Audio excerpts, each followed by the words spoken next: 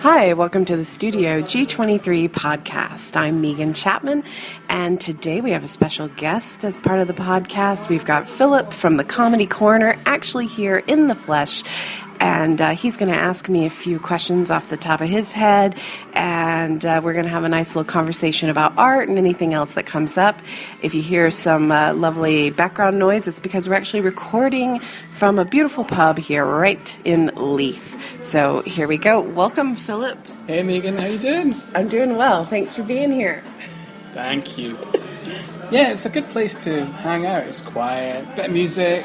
It's all good. We can flesh out some ideas. Yeah, it's nice to actually, be in a real space and hear the background noise and stuff. Yeah, it's good. Yeah. Gives it a different flavor. As long as that flavor isn't vomit. Oh my God. Sorry. Okay, well, here we go. Yeah.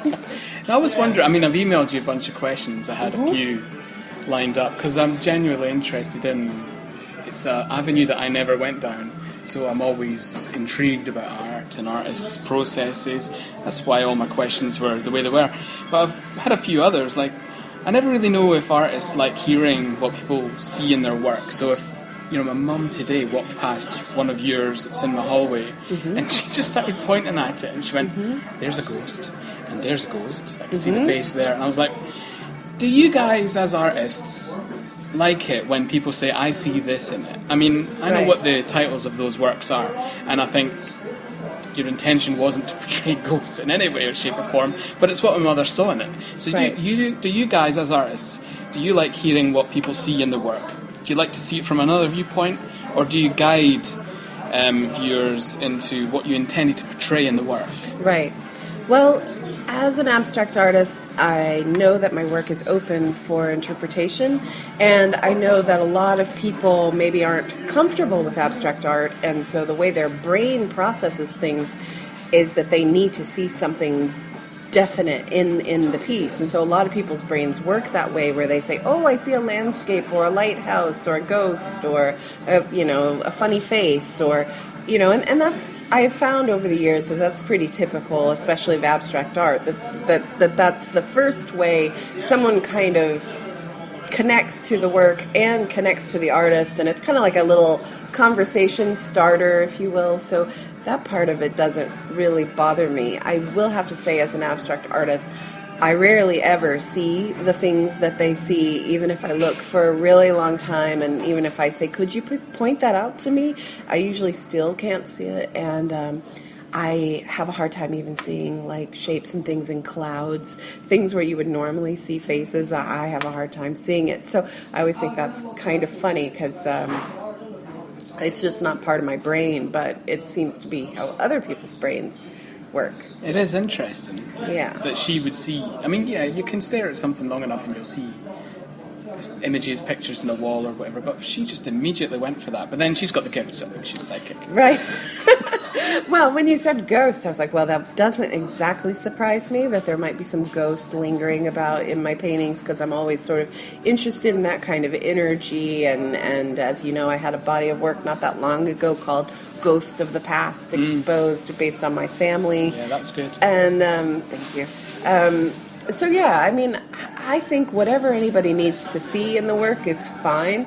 I usually then do point out, well, it's strictly abstract. It wasn't my intention, but if you see that, that's, I think it's fascinating, because I like knowing, how people's brains work, and the fact that they're having an interaction at all with my art is usually a good sign. Yeah. So I just posted something yesterday, an older painting, in an art group on Facebook, and immediately someone was like, "I see a koi," and I was like, "Okay, great, it's completely abstract, but if you see a koi, that's great. I'd rather you see a koi than a lot of things in my art." So yeah, that's right. And the other, in this small series, the series of smaller works you've been doing, people have been noticing landscapes more different. They've been verbalizing what they're seeing, and I think that's exciting and energizing in a way, isn't it? Yeah. Yeah, again, anytime anyone has any sort of reaction to the work, whether it's some sort of a visceral emotional response because of certain colors or lines, or if it's they see their distant landscape, or it reminds them of their old country home, or whatever it is, because it's always what the viewer brings to the work. It's always their story that comes out. Like I've said in some other podcasts recently, my time with the work is when I'm creating it, and then once it's created and out in the open, it's really their work. And so whatever associations come forward for them is perfect. I don't there's no reason for me to get bothered one way or the other. It becomes theirs when they're having that connection with it. I tend to get angry on behalf of artists. The other day on my work break, there's a team of they kind of separate themselves from other group, and they kind of sit in at one table and they chat, and then the subject went to art, so I look up from my phone as I'm semi-interested in that genre, and they start talking about something famous that was an art installation, and then there's always one of these people who sit up and say, well, that's not art, and he angrily started getting louder, talking about what he constitutes as art, and then all of a sudden he folded up a newspaper and put a bottle of juice on top of the newspaper and went, there you go, I can call that art.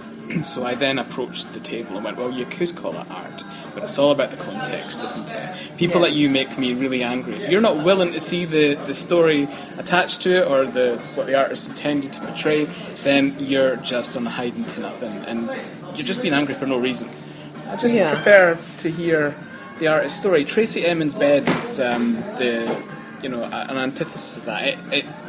Once you learn a little bit about her, you understand the story of that, because it is more than just a fucking bed with her bits and bobs scattered around the place. Yeah. And this is what I was getting angry at with these people in that room on that day. It was quite annoying.